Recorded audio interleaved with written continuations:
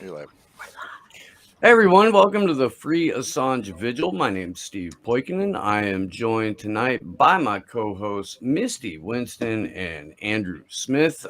We have a full rack of fantastic guests that will be with us this evening. Before I bring them in, though, let me read the numbers as they stand on today, which is April 6th, 2021. Today marks 3,766 days of illegal and arbitrary detention for Julian Assange.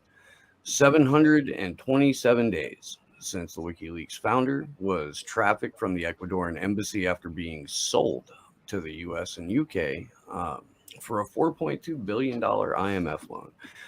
It has been 91 days since District Judge and Concierge to the U.S. State Department, Vanessa Baraitser, denied Julian Assange bail, which came 48 hours after his release had been ordered when she refused extradition. It has been 1,390 days of federal incarceration for Reality Winner, who is in prison for no reason at all. It has been 1,321 days of inhumane detention for the alleged Vault 7 whistleblower, Joshua Schultz. 908 of those days have been spent in special administrative measures, under special administrative measures. We've discussed SAMs extensively. If anyone though is wondering what the hell I'm talking about, stick it in one of the chats and we'll try and get to it throughout the course of the discussion. I should know also that it's been 726 days since the political persecution of Olabini began. Oh, there we go. There it is. On the plus side, Chelsea Manning has been out of prison now for over a year. It's been 384 days for her. It's also been 31 days without prison or a halfway house for Jeremy Hammond. So we're really stoked about that. We are hoping that eventually one day we'll be able to get to talk to him. But as it stands right now, he is not allowed to talk to people like us. And with that, I'll turn it over to Andrew to tell you about the events, and then we will bring in our guests. Yeah. So I'm super pumped because we have this weekend multiple events that we're organizing in DC and Steve in Los Angeles. And then we also have tons of little smaller events across the country. I think it's up to like 12 or 14 now. And then I think it's over 30 or so international events. So we're pushing 50 global events so far for Julian, which I think is absolutely incredible. So huge shout out to all the organizers for that. We do have a GoFundMe that we just launched a couple days ago, sort of like a last minute thing just to get everything secured. And I'll drop the link to that in chat for everyone. But we have planned in DC. We will be at the Ecuadorian embassy at 11 a.m. on Saturday, the 10th. Then about 1 o'clock, 2 o'clock, we'll be at the British embassy. Also on the 10th. We may be doing like a informal march between them because there's multiple parks along the way. So whether it's on foot or partly on foot, partly driven, what have you, because it's almost an hour of walking between the two. And then on Sunday, we'll be outside of the Department of Justice. And that starts at about noon and it'll probably go to 2 or 3, weather depending. So I really look forward to having that going on. And then you guys over in LA are doing a bunch of awesome stuff with Combo Couch and a Hollywood Boulevard March. So that's sweet. Woo! That is sweet. There's a lot of shit going on. Young lady? Yeah. What? They can't see this. That's the Yeah, problem. they can. Yeah, they can now. You've been on camera since Andrew started talking. We need to have an intervention with Gloria Jones, looks like. There's some things like going it. on. I like it. I dig it. That bald dude from the show. See, if there was a way that I could keep it like continuously dragging throughout the All whole right, screen without having to do it manually, All right, I'd do you it. got to stop doing that. Like my screen keeps screwing up when you're doing that. Yeah. Okay. It's also screwing up, I think, the cameras of like everybody else. Okay. I don't know. Something's up. All right. I'm back to normal now. But so how are you, Missy? I'm okay. I'm happy that it's not winter anymore. Like I'm really happy about that. I hate cold weather and it makes me grumpy. So the fact that it was like 75 degrees today and sunny, it's nice. In Ohio, it's like a brutal like process to get out of winter. So This is super weird right now. I'm so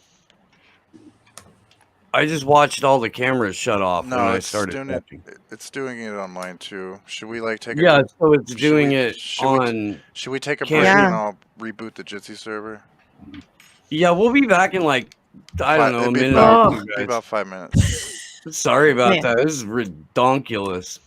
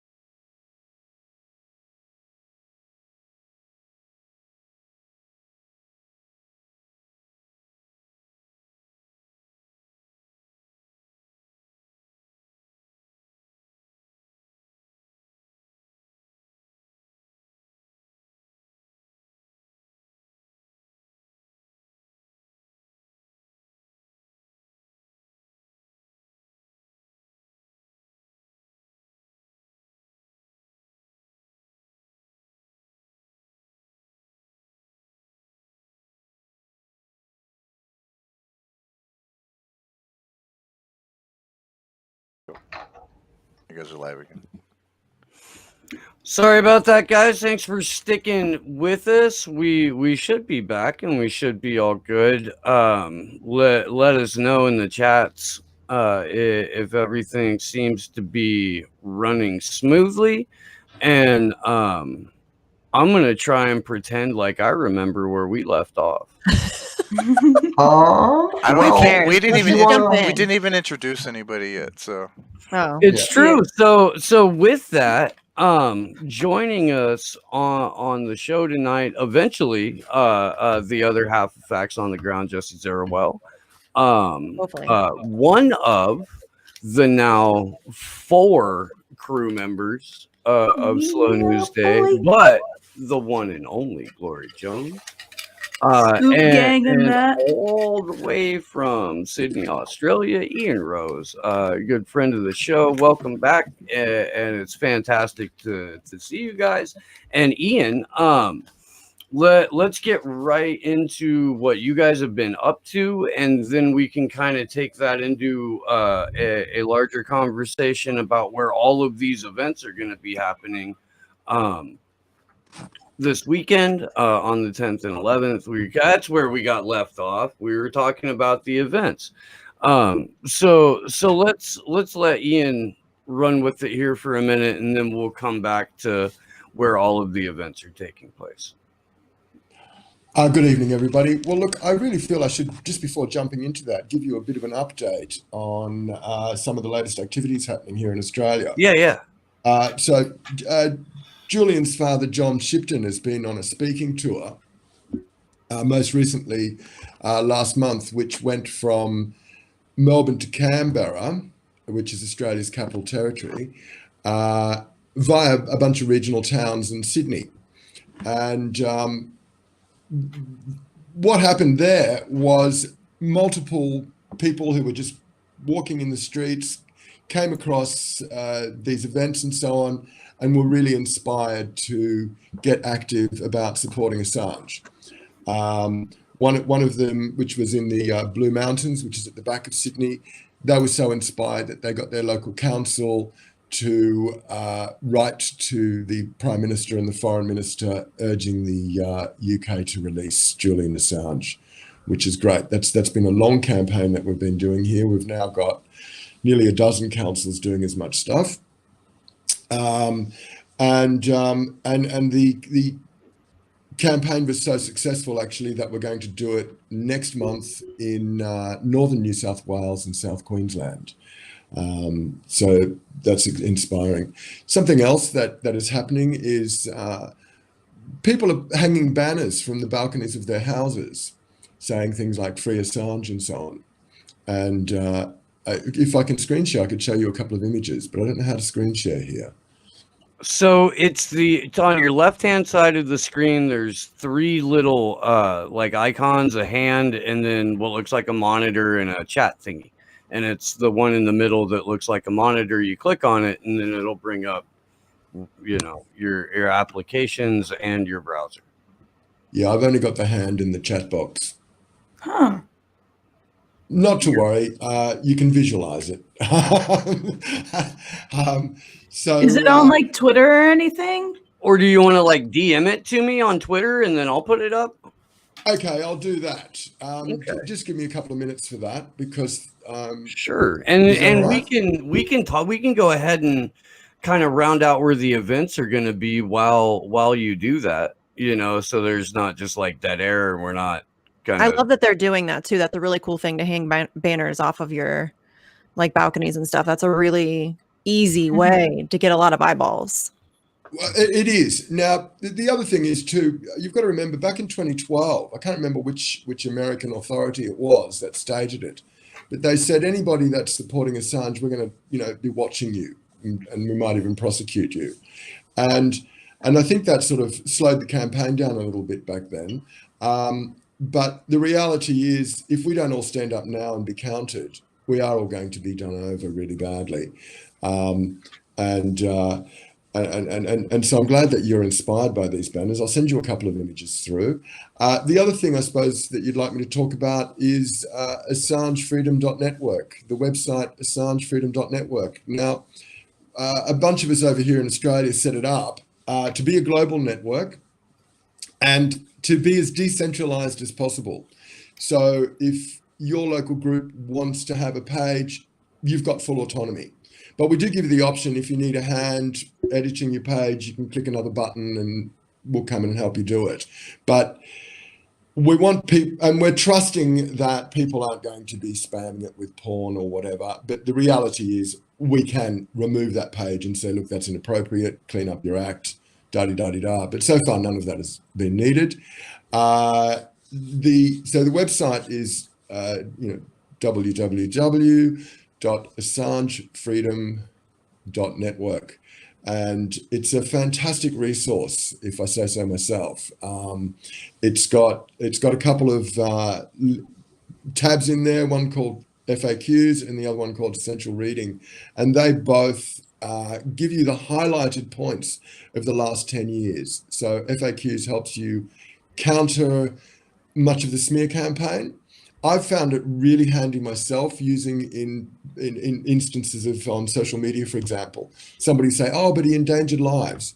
I just go into that website, copy and paste the headline, and then paste the links, referring to Brigadier Carr at Manning's trial or Robert Gates in Congress, and that sort of thing. And it really just shuts the argument up immediately because you've got the facts at your fingertips. You can share them with somebody that's obviously not aware of it, because often people follow disinformation and misinformation unwittingly. They've been watching the mainstream media thinking that they're doing the right thing by taking an interest in affairs of the day, only not realizing that they're being done over. And so this website's really very handy for being able to, it's a bit of a cheat sheet in a sense. So I'll get those images across to you. Okay. Yeah, no, I think the website's absolutely awesome. Yeah, that's a great idea That's too. dope. Yeah. So I really appreciate you guys putting that together, because it's something that not every group wants to be posted in certain places or have certain social medias, but that gives people an option to do it in a more, I don't know, way that's not necessarily connected to all the major platforms. It's more decentralized. Yeah. I'm glad that you like it's decentralized, and also it has the opportunity to not be hooked in. But we do have in the back, when you're filling out your form to register your group, you can put in Facebook and Twitter or not, YouTube or not. There's about a dozen different connectabilities on offer there, as well as, of course, other. The thing is, though, the website hasn't gained as much traction as it needs to. We do need to make it more popularized for people to be able to connect on a greater level. Absolutely. And hopefully that's something we can work with the Candles for Assange crew and get them involved with it too, because they have a lot of, like Alex has a whole list of international events going on right now. Yeah, she does. Shout out to Alex, because she's doing an amazing job, as always, keeping all of that organized and promoted and talked about and tweeted about every day. Like, she's amazing. Like, she does amazing work. Alex is amazing, all the way from New Zealand. She does remarkable work, but this is the other thing about the website. If those individual groups register it themselves, it's not only decentralizing, it's taking a great weight off her shoulders. And if anything were to happen to her, that whole library of information would disappear. Not that, I assume nothing will happen to her, but do you know what I mean? Just the sense. Yeah. Even just her losing, like she lost her Facebook. They removed her Facebook and won't allow her to get back access to it. So just that has... That she'd had for years. Yeah. And it's just gone now. So I see what you guys are doing as a way to help shield against that, to where even if they remove all of their social medias, that group still exists in a place where and people can still connect to other. Yeah. It's a great idea. I think we have to accept the reality that no independent media outlet or content creation outlet is too small to be a target anymore. Word. Absolutely. And that's so true. Well, we've just done it here in Australia with the new media bargaining laws, where media has to pay Google and Facebook money. Oh no, Google and Facebook have to pay the media money for sharing their content. But that's only if you have more than 150,000 a year turnover. So all the smaller independent journalists and outlets, like Michael West or Caitlin Johnson here, they're being rubbed out. You know, they're being squeezed out because of that revenue stream. And you know, again, this is a way of targeting the smaller truth teller. You know. It 100% is. And I think that we've talked about it before. The fact that they've been ramping that up and really kind of going after smaller channels. I mean, not smaller, but like Convo Couch has a decent following, but it's not like something that I would expect would really draw that much attention. But yeah, they'll go right after them. But it really is just about the content and just controlling the narrative. And they don't want people like Fiorella and Pasta to have a voice and to talk to more people. And so, because once you start making that money, you're easy to control. Once you start getting those paychecks, and there's promise of more, that's when a lot of people lose it. So, I'm sure that temptation's tough to avoid, you know? Yeah. It's something I've got to say that did strike me as odd, because in the process of this, Facebook banned all Australian media outlets. They removed their pages and they made it difficult to share their content. And of course, the WikiLeaks site was removed. Now, even though I know WikiLeaks is Australian, I'd never really thought of it as Australian. I'd always thought of it as international. So when Australian news media sites were being blocked, it was included. It really did catch me by surprise. And, you know, it just shows you the arbitrariness of all of this, you know, because WikiLeaks it's a global site and it's an egalitarian site. It's information for everybody to gain access to, no matter what their income stream is. It's written in a way that's easy to understand. It's, you know, never had to retract a story. It's the only media outlet like it, and this is of course why Julian is being targeted, because, as you know, it's society that they want to get to, and he's just in the way. And And he just exposes too much of the shit that they don't want exposed. Because he doesn't, it's not like WikiLeaks is giving you some anonymous source told us that, and then there's some like conjecture, and then there's like a panel that's like a bunch of talking heads, you know, just making shit up. It's like source documentation. Here's the evidence. This is what it is. You read it, you decide. Like, it's not like a bunch of hyperbole and stories and drama and all that stuff. It's just here's the evidence, examine it, figure out what you think about it. And that's so valuable, because and I love the quote that Julian has about making journalism like a science. It should be like a science, and to respect your readers, have enough respect for your readers to tell them the truth and to trust them that they can handle that. And so I'm super grateful. I wish there were like 1,000 WikiLeaks around the globe.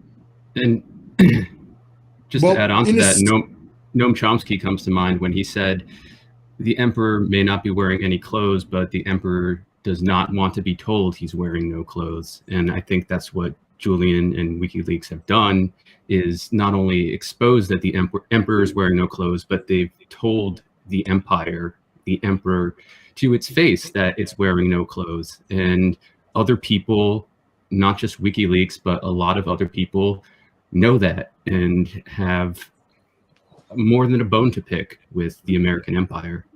Yeah. Yeah, well, I think you tapped onto something there a moment ago when you were saying how WikiLeaks has changed the nature of journalism by not needing a panel of people blaring on. You know, you've just got it there; it's straight there, and that could be why a lot of journalists don't like him, because he's demystified the high jealousy of it. Yeah, absolutely. And he's just taken it right to the core. Here's the information. You make up what you think of it. You know, you decide whether you think it's great for Hillary to be selling armaments or not. Or you decide on like Vault 7 was a game changer. Oh. There's no doubt about it. And yet we just never see any of its topics in the mainstream media.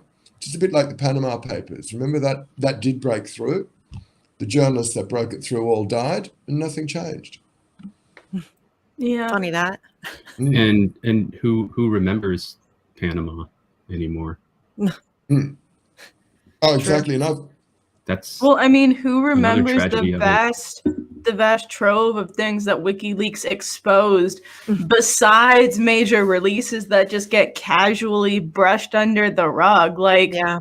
there's so much. Like Cablegate alone. There's It's so impossible to many read it things all. that revealed that you learn something new from that every day, pretty much. It's like nobody's gonna think about how Cablegate revealed how Shell basically owns the Nigerian government. Like nobody's gonna go to WikiLeaks and think of all the stuff they exposed in Africa. Nobody's gonna think about that because they only say, oh, Julian, big bad Julian went to Russia and helped Trump win.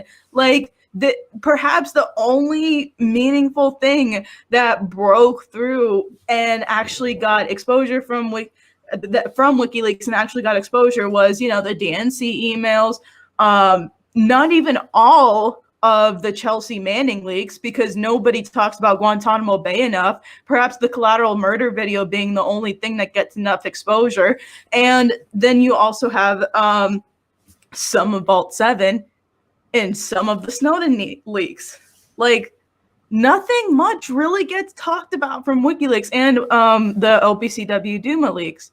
But there's so much else that Julian's done as an activist that WikiLeaks has released that just gets brushed under because people only want you to focus on what could have criminal implications, which none of it does to begin with. Yeah, well, that's the whole point of the propaganda campaign, to discredit him. So the much people won't sadder look at it. thing is when people don't realize that they're talking about WikiLeaks, right? like the world didn't know what was happening in Yemen until WikiLeaks revealed it, right? We found out through these releases that the Prince of Yemen was like the lapdog of the Saudis, and that he had personally oversaw the invasion of his own country. Like that's something that like doesn't get put into context of the war in Yemen. Like as it took those leaks to expose it on an international stage to allow us to now have conversations about it in 2021 and be trying to organize against it in 2021. Yeah, but there's not even a clue of that narrative in mainstream media. If they even mention Yemen, which they do maybe like once every 3 years. But you guys, the AOC signed a letter, a strongly worded letter today. Yeah, they do when they get a chance to gas up Thy Holy Saint Bernard. That's when they'll mention it. Mm-hmm. Yeah. But there's a strongly worded letter, so I think it's going to be fine now. I really do. I don't know. That sounds violent. You sound privileged, Jesse. Yes, I am. I'm going to make a crisis actor video tonight. That when we did our live stream earlier, we didn't talk about that freaking Instagram influencer. I really am. You're right. Instead, we talked about shit that actually mattered. Right? Oh, it was awesome. I know. We have a pretty kick-ass show, Steve.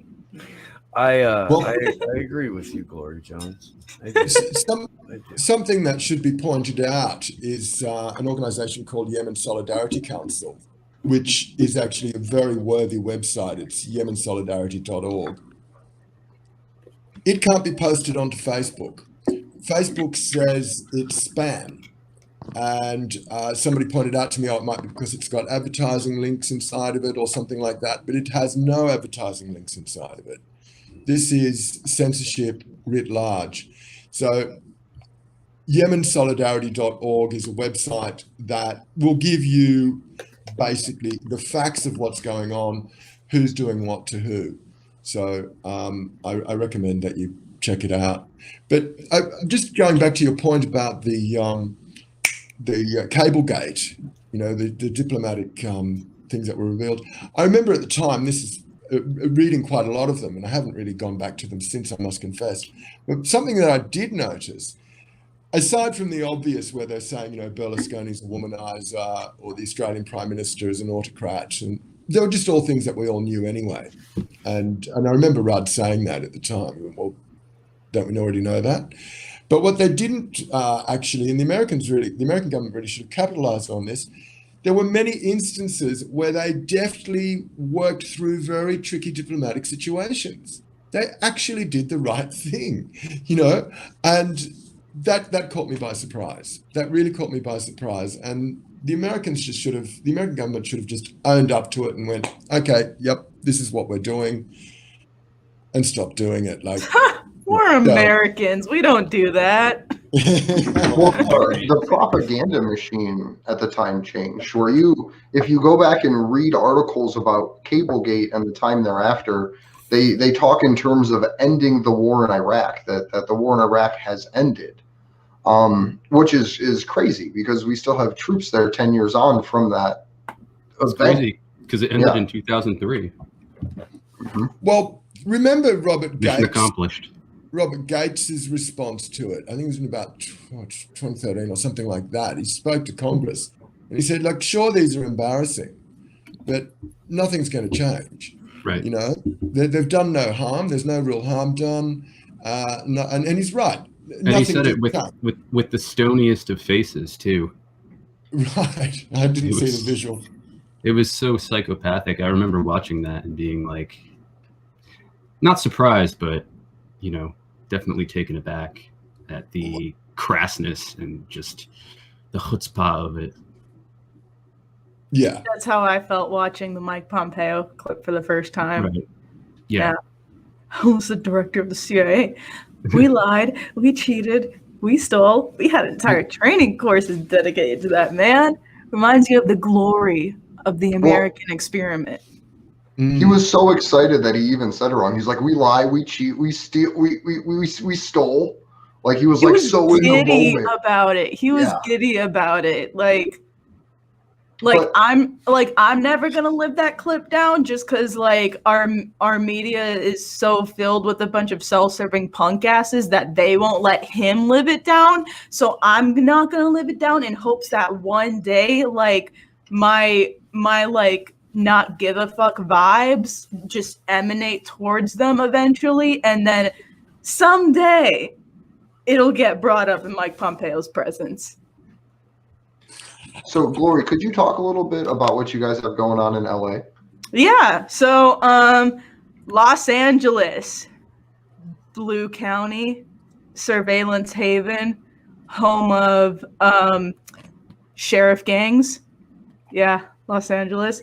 Murder gangs. Let's be clear about this. When we say the Los Angeles Sheriff's Department has a gang, we don't mean like all cops are part of a gang and they all got. No, we mean like the LA Sheriff's Department has literal gangs. Yeah, that go like there's a Compton executioners within the Los Angeles Sheriff's Department, and an East LA Banditos, and even more. But that goes into a whole nother thing. So in Los Angeles this weekend, we will be hosting some events, bringing attention to this case on April 10th, this Saturday. Me, Steve, and our friends and fam over at the Combo Couch, Fiorella Isabella, and Craig Pasta Jardula will be holding a panel event at Rudy's Diner in LA, basically inviting local organizers and independent media in Los Angeles and getting them in a room to talk to them and have them understand why it's imperative that they cover this case and why it's so important that Julian's case be brought to the forefront, and just have them in so they can understand why exactly Julian's prosecution matters to their individual cause in terms of organizers and in terms of independent media, why they should be covering this. So that's that. And then April 11th, which is the 2-year anniversary of Julian Assange being dragged out of the Ecuadorian embassy in London and taken to be tortured some more in Hellmarsh prison.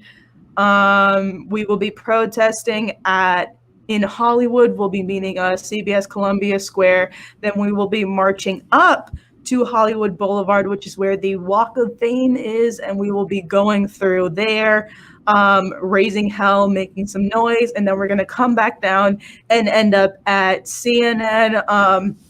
That event is going to be obviously protesting the imprisonment of Julian Assange, but it's also going to be another fuck censorship event as well with the combo couch. So yeah, we will be raising hell in Los Angeles on the 11th, and on the 10th we will be raising informative hell, talking to people, holding a panel on that, and yeah. That's exciting. Yeah, I put up flyers for the protest yesterday outside Boeing and Raytheon buildings while playing the full audio from Collateral Murder. Is that what that picture is behind you? Yeah, that's awesome. That's my middle finger. That's the flyer, and there's Boeing. That's great. Yeah. So, have you done much stuff in Hollywood before? I've been to a lot of protests in Hollywood. It's funny because the reason why I suggested having the protest at the CNN building during the initial planning stages was because essentially right before I left for DC for the Clovers for Assange events, I was at a Breonna Taylor march, which ended right at that same CNN building. And like that's where cops set up a skirmish line, and they actually ran over two protesters there who are fine now, luckily, and tried to snatch up a couple of us, got away, luckily. So yeah, with like my recency bias in mind, that's why I said the CNN building in Hollywood. But yeah. So Hollywood's a good place for protests. Los Angeles in general the protest scene there has been going pretty strong. Because you've got Pamela Anderson in that neck of the woods, haven't you? Does she live over there somewhere? If she does, she's invited, but it's not like we're in. It's not like we're in communication with her. It'd be fantastic, honestly. I mean, look, it's not like we haven't, made ourselves available. I spent almost like $40 one month in international calls trying to get a hold of her, like management organization in Europe. So like we put as much forward as we can, I guess, in trying to contact her. But I would absolutely love if she could come out to the LA event. That would be sweet. If any celebrities in general want to come through, that would be welcome. The only time I've really seen like blue checks come through is for Black Lives Matter LA protest with Melina's fucking co-opted head ass. But yeah, no, if any celebrities want to come through, please, if you're watching this, like, please tweet out demanding more attention for this case or something like that. And yeah, Los Angeles, April 11th, this Sunday, CBS Columbia Square in Hollywood at noon. For the first time ever, the entire Slow News Day crew live in person. We're gonna have a lot of fun, you guys. It's gonna be. Yes. It is.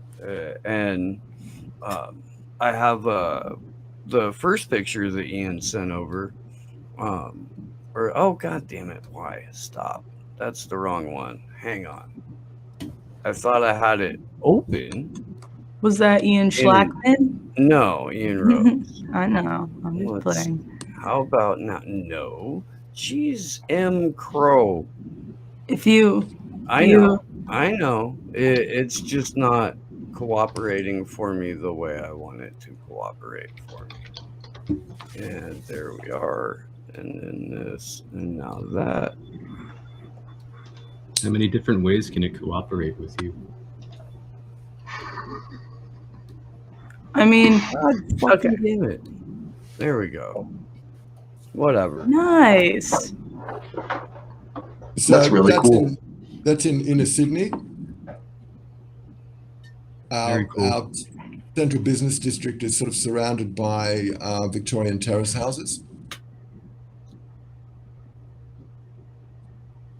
And so, Ian, how soon did you see these go up? Last year. Okay. Last year there was an increase in these, and you know, you just sort of spot them as you're moving about. They're not necessarily on high-profile highways or anything. They're just in the inner city suburbs. For some reason, the second one won't go through.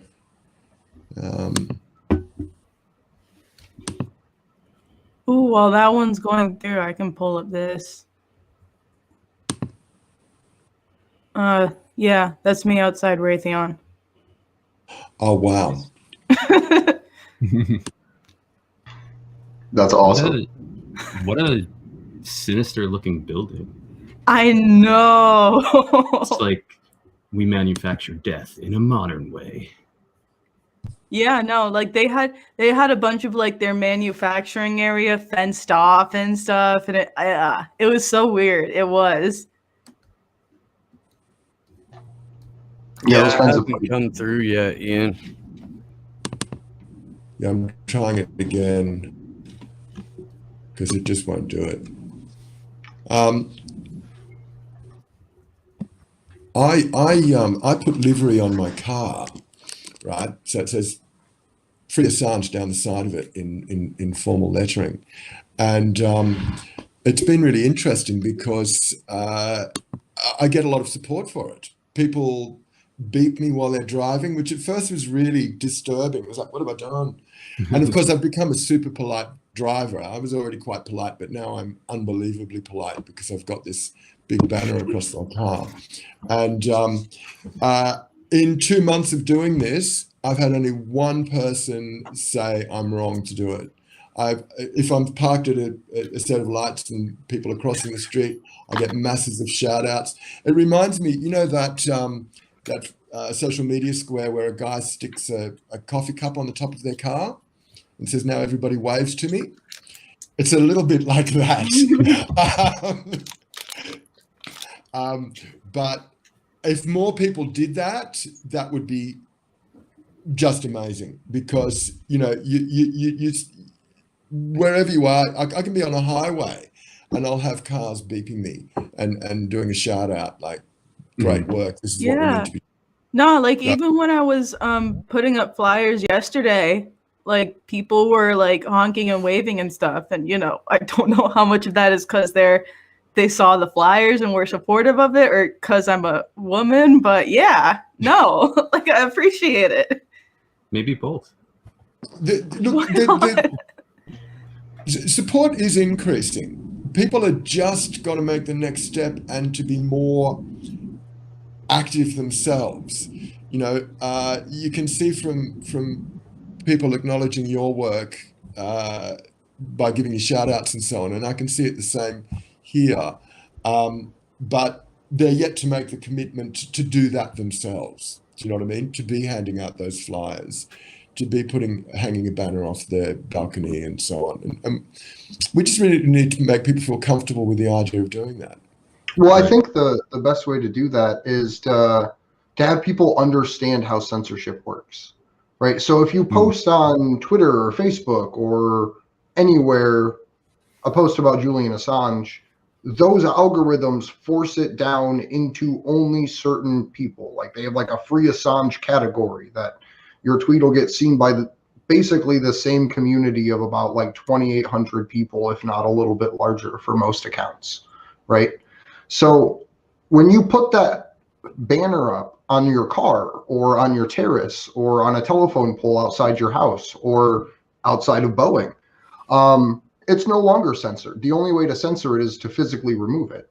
And if it's on your property, law should say that they can't. But in general, if you drop a banner on a bridge, there's going to be way more people in different demographics and categories, right? Different people of different interest groups that will see that banner as opposed to seeing a picture posted on social media. So that's why I think stuff like that's so important. And having people understand that, I think, is really the best way, because you can get, 10,000 views on a busy highway in an hour? Like, none of us get that on social media right now. Has anybody taken note of Panquake? Mm-hmm.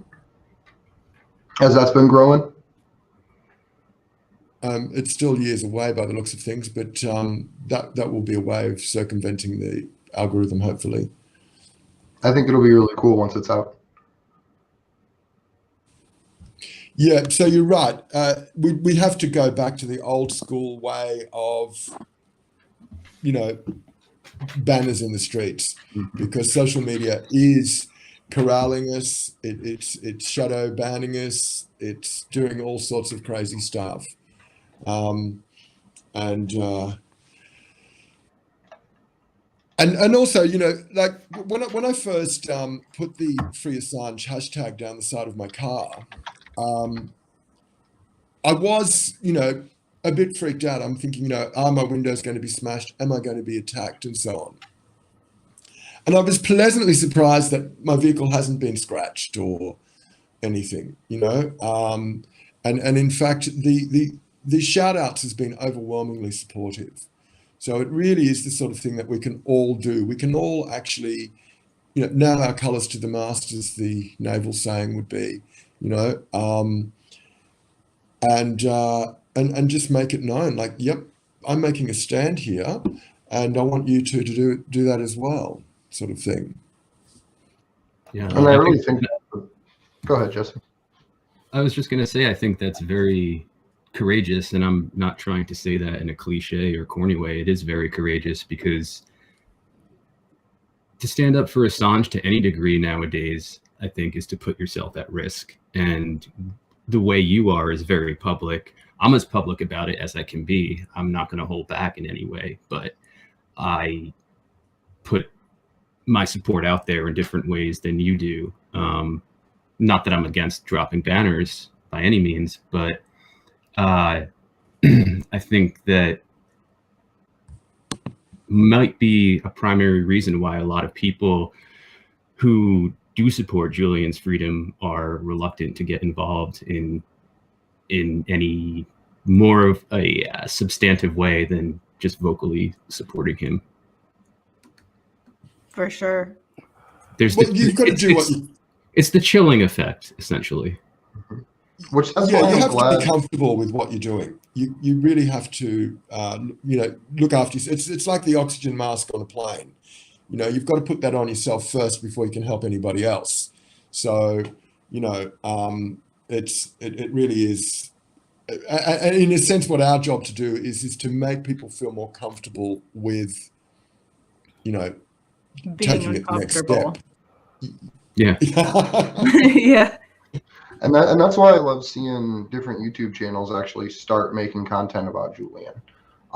Whether I agree with everything that's said in them or not, what have you, but just getting people brave enough to do something, I think, is really the point that we're at right now. Whether that's something is calling a congressional representative or dropping a banner or organizing your local protest, because it's crunch time. Like, we don't have much time left as free people to organize against this dystopia, because once we lose the right to share information, like, what at that point they can take whatever they want without asking.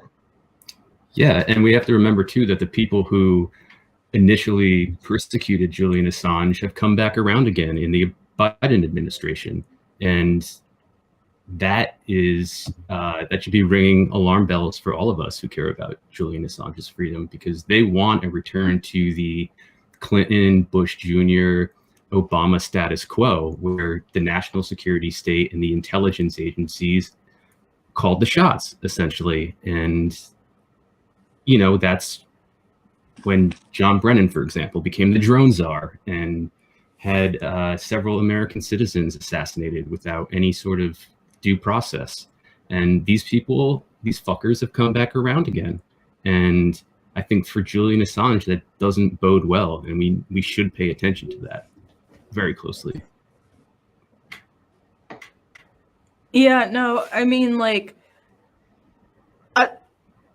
just echoing what everyone here said, like, we really don't have time. We're like, the way I kind of see it is like, there's a door that's blocking us from getting into the room where we can actually begin to address the problems we have and find actual solutions for that. But the problem is you have to open the door first. That door is the national security state and the Mickey Mac complex that's preventing us from actually being able to effectively solve anything. And, you know, part of opening that door is securing our right to solicit, share, and publish whatever information we want.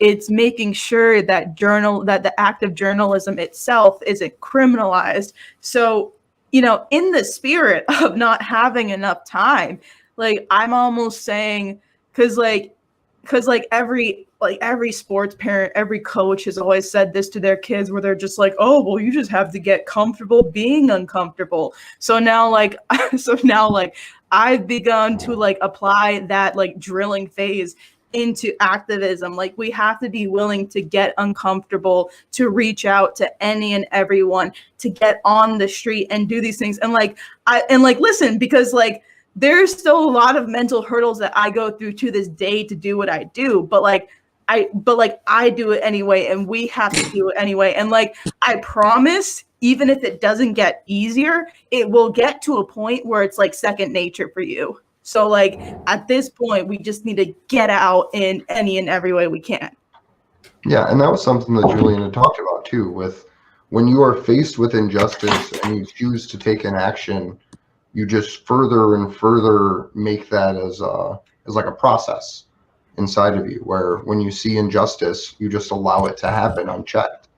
And I think just getting up and starting, like putting that first poster up or putting up a dozen or passing out 100 flyers, that starts to remove those old habits of ignoring injustice, because that's really what it comes down to. Because it's not just the fight to free Julian, it's all of these things, all of these localized evils that are pushing against us. Because like Cablegate was designed to be released in basically every country in the world over a course of years, just to be able to report to those people what was happening to them. And it's because the issues that we face are as local as they are international. Yeah. But Ian, speaking of local and international problems, one of the last times we had you on, I was on with you, I think, actually, for it. There was a organizer that was working on making some events for immigrants that were being housed inside of a hotel. And the organizer for that event had been arrested just hours before the event itself. All of his electronic possessions were taken. I don't remember the conclusion, but I don't think he was charged. But I guess the question is, have things like that escalated? Like, have they started trying to go after more people in this era of coronavirus for organizing? Well, that was in Melbourne, and so that's a little different than the state that I'm in, which is New South Wales. A few years ago, our state government brought in a law which is basically called a move on order law.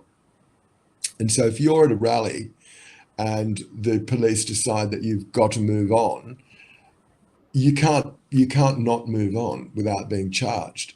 So for example, at XR or Greenpeace or something, we might have an event where we're doing a banner drop and you've got a whole bunch of people in the crowd handing out flyers and so on. Now, in the past, you'd have the team working on the banner drop. They would be in what's called an arrestable role. So they were ready to face arrest to do this task. But the people on the ground weren't in an arrestable role. Whereas now we're all in an arrestable position. And, you know, if so, It's not. I understand that what they're doing in the UK is trying to outlaw protests altogether, and they're doing it under the cloak of COVID-19. Now, I see this as a real problem because we've got a whole lot of people out there saying COVID's a hoax, it doesn't really exist. And it's happening here at the moment in Australia because we've only got less than 1,000 deaths. We've been able to contain coronavirus remarkably well compared to the UK or the US. And so instead of, you've got people marching in opposition to wearing a mask. Whereas what they should be, I think what we all should be doing is wearing a mask and protesting against the massive wealth redistribution that's happening. Never before in the history of time has so much wealth funneled up to the 0.01%. You know, like the billionaire class have doubled their wealth in the last 12 months on average. My figures are a bit rough there, but you get the meaning of what I'm saying. Like Gina Reinhardt has gone from 16 to 36. That's more than doubled. Whereas you've got Bezos, I think he's halved his again. You know, there's a massive wealth redistribution happening, and we're all distracted with whether we should be wearing masks or not. Like, bugger that. You know, just wear a mask, get out there. The other thing is when you physically distance, your rally area is now 4 times as big. You're taking up a lot more space. Now, the crew in Germany were doing that last year. They were still rallying and they were physically distancing. And their marches down Alexanderplatz and so on looked amazing. You know, we could be doing that here. Instead, we've got these psyops almost. It's like the 5G argument, okay? There was a whole bunch of people going, oh, you know, it causes coronavirus. What the real problem is most of Europe, their microwave setting is at 12 or less, right? Whereas in the US and China, it's at 100. And here in Australia, our limit is 1,000. We should be protesting against that, not whether it causes coronavirus or not. Do you know what I mean? We should be protesting against the fact that we're allowing emissions, right? Sorry? You get that that's a distraction, right?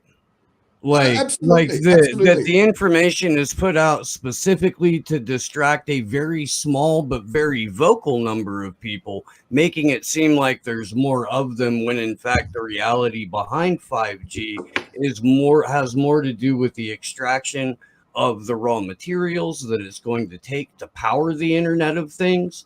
It has much more to do with the implementation of total surveillance, of actual like medical fucking tyranny, and the tying it to coronavirus the way that some like entirely online shit has effectively distracted people from the necessary conversations that need to take place about this shit.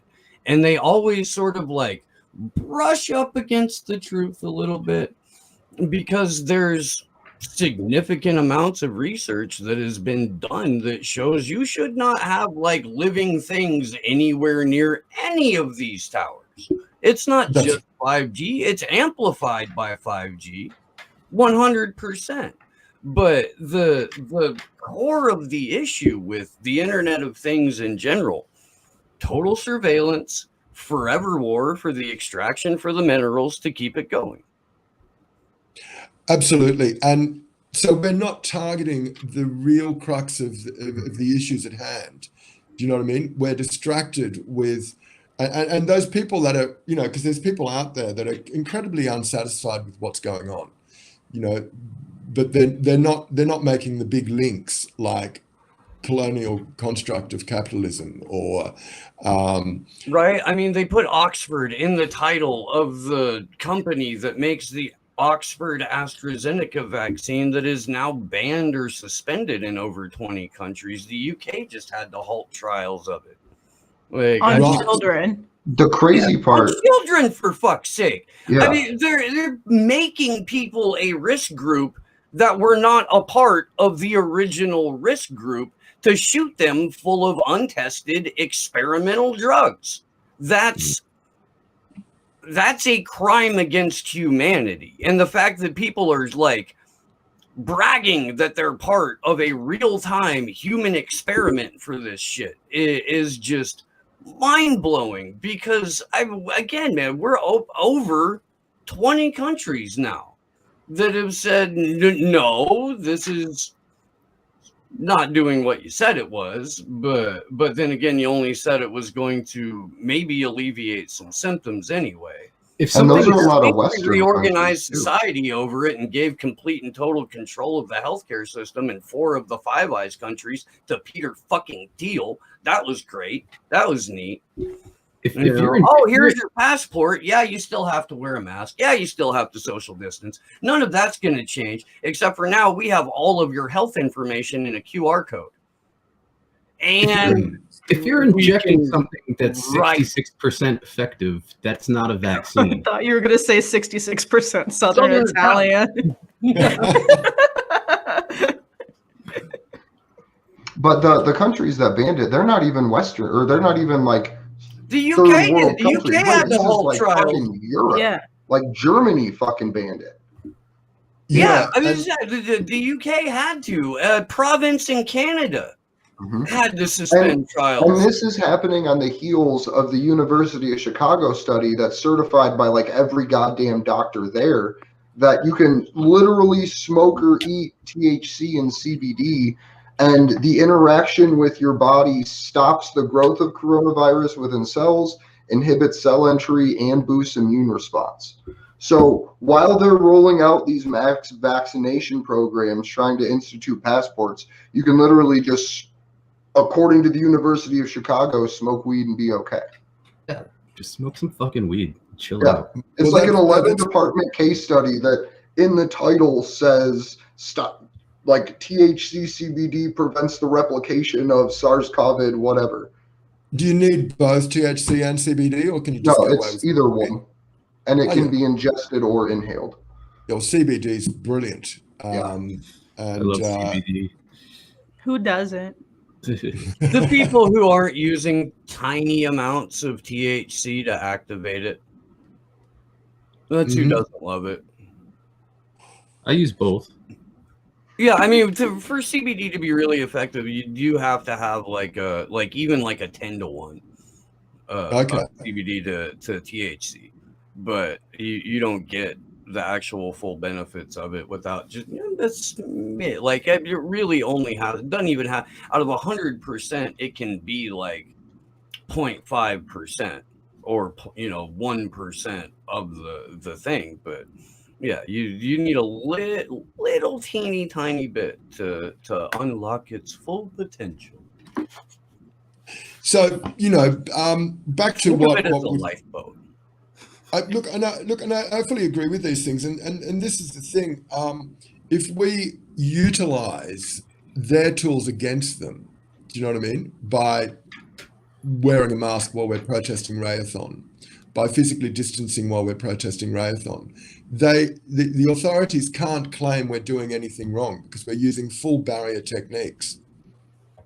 Whether I'm not saying people shouldn't observe like whatever their protocols are when they do go to an event. Like, you don't want to go out of your way to give people a reason to fuck with you. I'm not saying that. That's the crux of In it. terms of like effectively evading surveillance, though, like the masks aren't doing a whole lot. The 6-foot distance has a lot more to do with facial recognition, being able to pick you up, than it does any sort of like medical protocol. Well, most of our stuff here doesn't work. If you've got a mask on, it can't do iris readings or whatever. It can, it needs the full thing. So and especially if you've got a mask that's got shapes on it, do you know what I mean? Like either a big grinning smile or Free Assange written across it. And of course, that's something that we have to remember within the campaign. The leverage to get Julian out of Belmarsh is using the threat of COVID, and the WikiLeaks shop has something like 30 different designs for Free Assange masks. And so it's a way of using the authorities' tools against them. We're not necessarily buying into whether COVID even exists or not. That's not the matter at hand. What the matter at hand is the all-pervading control and the massive wealth redistribution. And it's not like you're trying to make a commodity out of Assange either. Right. No. Well, look, I must admit I haven't bought one of the masks from the WikiLeaks shop, but we made some when we were in DC in September. Yeah, we always bring some with us. We've had people literally ask, like, hey, if you're gonna come talk to me, can you please put your mask on? Mm-hmm. And so, like, it's always for us just been a matter of personal respect. Like, we all have our own opinions on it, but if there's someone that's legitimately uncomfortable, we'll do what we can to make them still feel included in an event.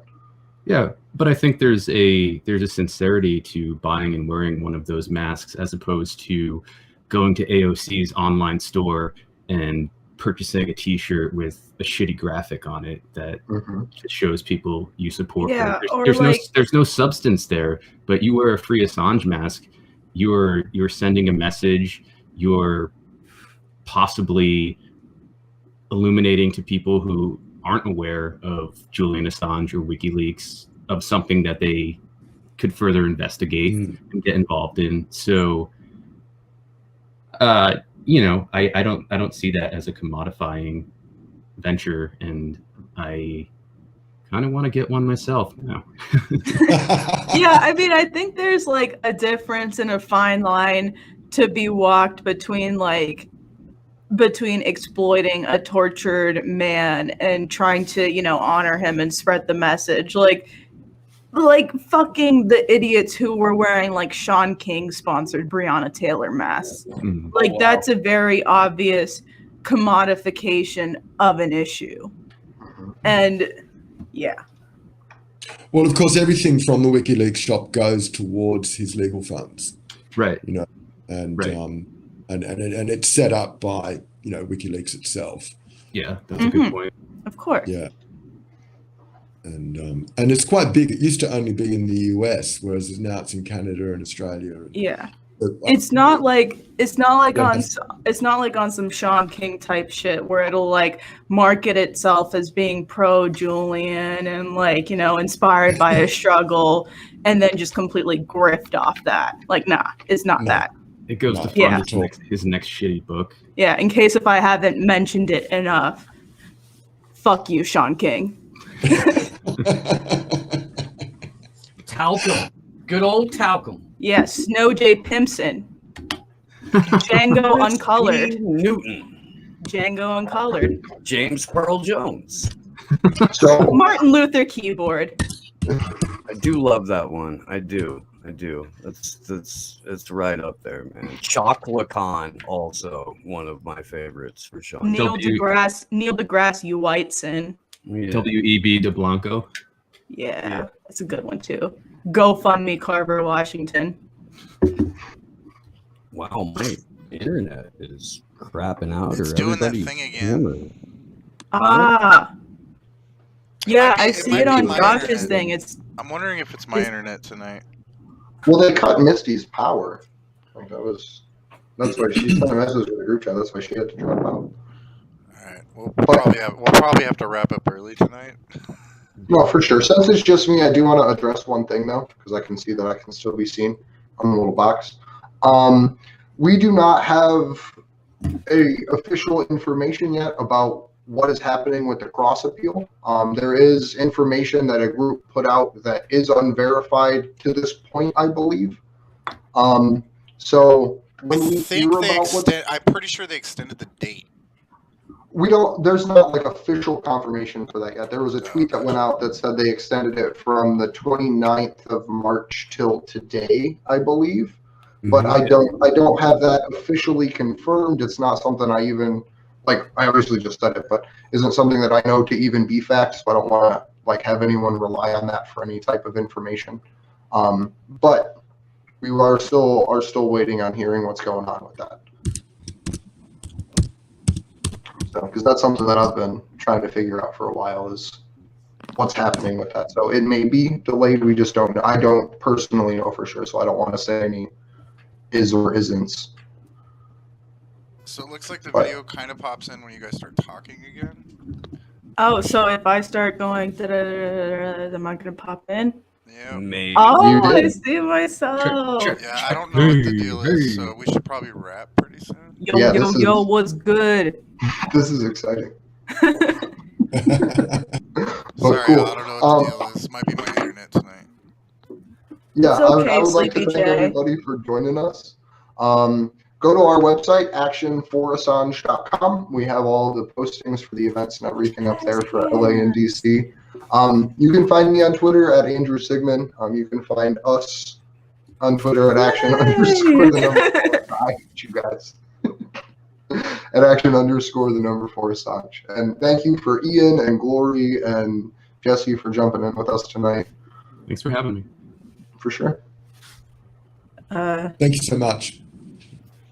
I don't know how Still we there, close Steve? out. Good luck Good to meet you, Ian. I will. I'll post some of those links on my Twitter account that you told us about before, because I think there needs to be more visibility on those. So yeah, thanks for sharing that info. Thanks, man. Really appreciate it. Yeah, absolutely. And, Yeah. good to see you all. Lively, active minds. It's a real pleasure. Bye. Thank you. Yeah. Thanks Sorry, for I having me on, y'all. Take care, everybody. Bye-bye. Pop Chong King. Right? Love y'all.